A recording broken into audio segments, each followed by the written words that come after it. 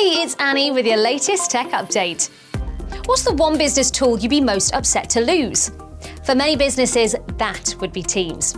It's loved the world over and was one of the tools we most embraced during the pandemic.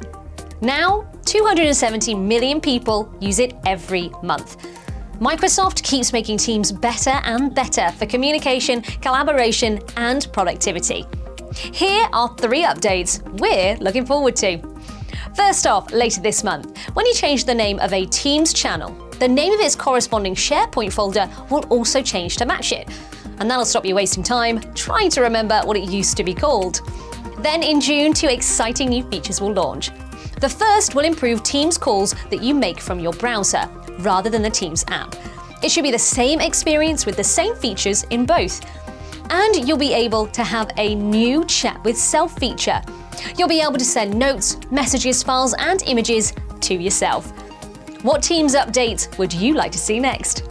By the way, if you do need any help setting up your Teams so it's customized to your business, get in touch. That's your tech update. More next week.